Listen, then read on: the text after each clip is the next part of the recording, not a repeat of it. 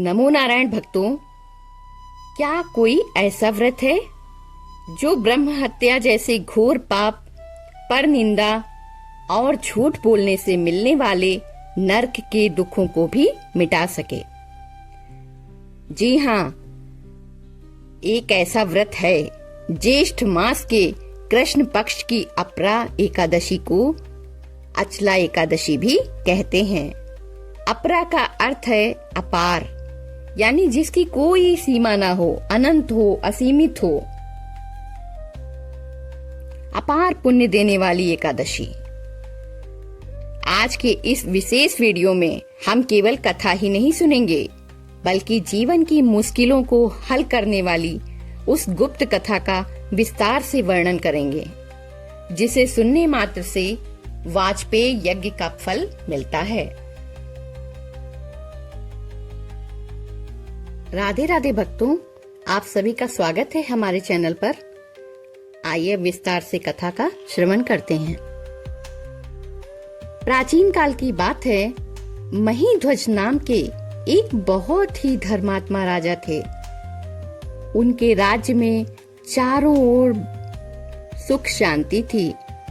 राजा हर रोज सुबह उठकर विष्णु सहस्त्र नाम का पाठ करते और गरीबों को स्वर्ण दान करते थे।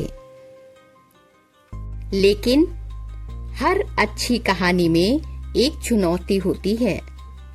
राजा का छोटा भाई वज्रध्वज उनके बिल्कुल विपरीत था।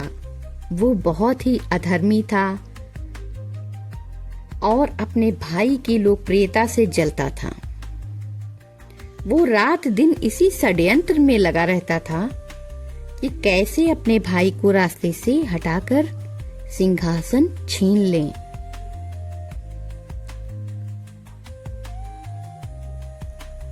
एक रात जब पूरा राज्य सो रहा था, वज्रध्वज ने अपने ही बड़े भाई की निर्मम हत्या कर दी।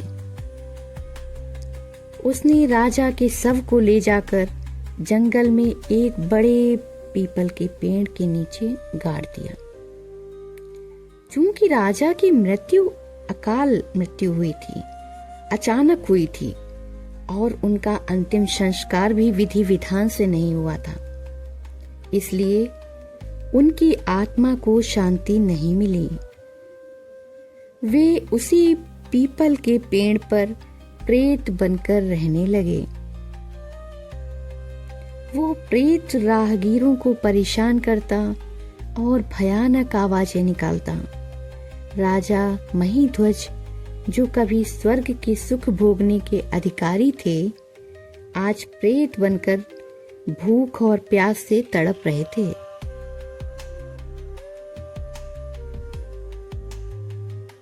समय बीतता, एक दिन वहां से परम ज्ञानी धौम्य ऋषि गुजरे। उन्होंने जब उस पेड़ के नीचे अजीब हलचल देखी तो अपनी दिव्य दृष्टि का प्रयोग किया। उन्होंने देखा कि एक पुण्य आत्मा प्रेत योनि में कष्ट पा रही है।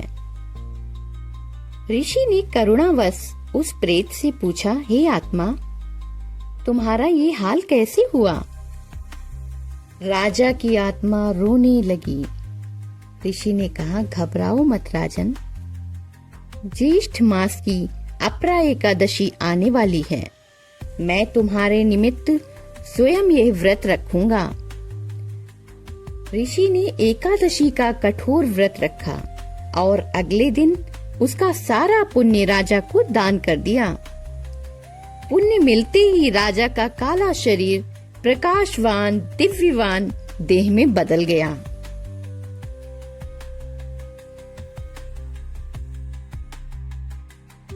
तो दर्शकों, इस कथा से हमें ये सीख मिलती है कि एकादशी का पुण्य कितना शक्तिशाली है। इस दिन आपको क्या क्या करना चाहिए और क्या नहीं करना चाहिए? झूठ नहीं बोलना चाहिए। इस दिन झूठी गवाही या किसी व्यक्ति की निंदा करने से बहुत बड़ा दोष लगता है। तुलसी पूजन करना चाहिए। शाम को घी का दीपक जलाकर पूजन करें और तुलसी माँ की 11 परिक्रमा करें।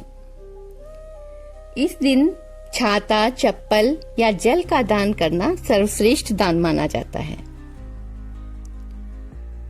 पारण मुहूर्त क्या है? अगले दिन सूर्योदय के बाद ही व्रत खोलें।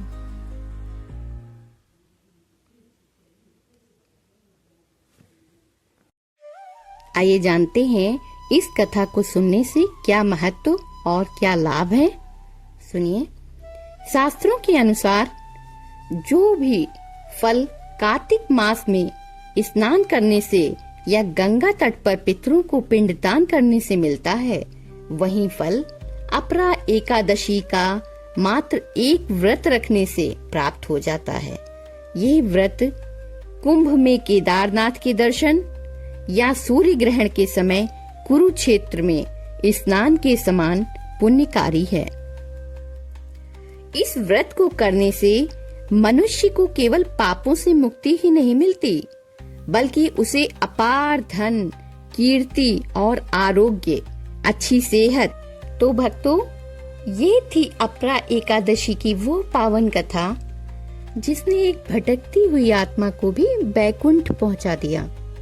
विश्वास रखिए, यदि आप भी सच्चे मन से एक दिन भगवान विष्णु जी की आराधना करते हैं, तो आपके जीवन के सभी कष्ट धीरे धीरे समाप्त होते जाएंगे।